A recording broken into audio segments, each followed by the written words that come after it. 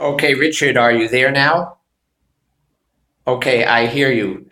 Hello to everyone in the doctoral program for learning how to teach English at Yale University. I'm Steve Marcus in Murcia, Spain, and your professor has invited me today to give the class by Skype.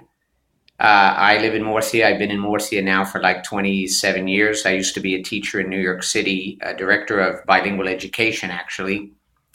I'm educated in Florida and New York and also at another university that kind of competes with Yale. And anyway, I'm proud to be here today to be invited here to give the Skype class. All of you are candidates for PhDs in education or a doctorate in education because I understand they're completely different. At Yale, you have a PhD specializing in education, and then you also have doctorate in education, which is a different thing.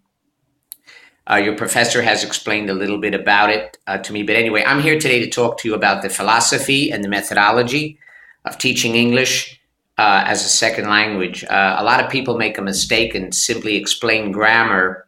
They explain that this is the present tense and this is the past tense as if you're preparing teachers, but you're not. You're preparing people to speak the language who might be taxi drivers or lawyers or doctors or movie stars like Javier Bardem from Spain or Antonio Banderas.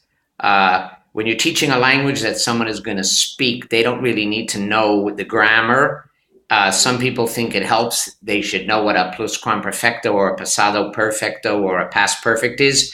Other people think no, they just have to learn how to translate from their language to yours, which I agree with. I see eye to eye with that. And people who think that, their ideas are praiseworthy.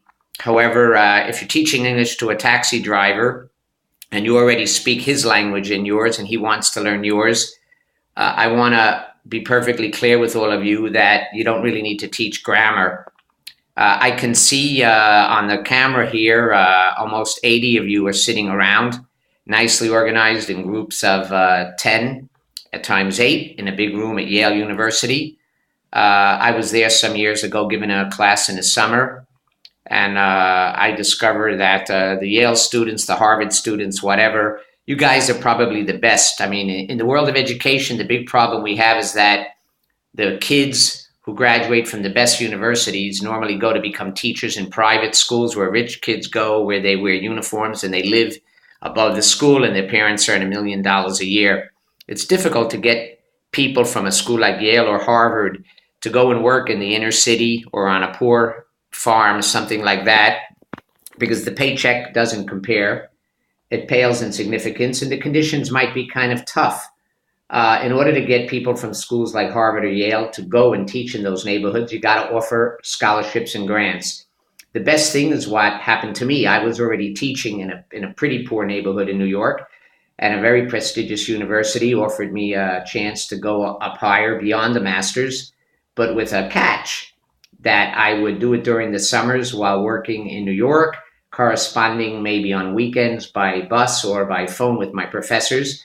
And then when I finished my high-ranking degree, I would stay put in that university for another 5 years. I agreed to all of that. And that is the way you get talent from the best universities to work in inner city schools. You find people who are already there, simply want a master's or a doctorate, offer it to them. No knots, no catches. They don't have to take a test. Get them in the door, sitting next to your normal students. Okay, the age difference, of course, could be up to 10 years or more. And then you create a better classroom when the young people who want to go to work in the expensive kid school are sitting next to a teacher who's already working in an inner city school, and they compare notes. So you create, you kill two birds with one stone. The students who are there thinking about going to work in a rich kid school in Manhattan or LA or Washington are sitting next to someone who has 10 years experience in the inner city. And plus the teacher from the inner city is going to take all this knowledge back to the inner city and impart it in that school. And that's really important because teaching is not just chalk and talk. I mean, you really have to make an impact on kids today in math and science. What's that? Okay, Danny, I see you. Could you raise your hand so I can catch you? Okay.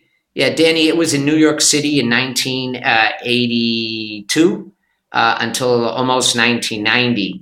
and it was a really nice experience at Seward Park High School in Manhattan and Bushwick High in Brooklyn as well. Okay. Anyway, I'll continue in a moment because this Skype session is ending and I have to reinitiate the program. Don't move.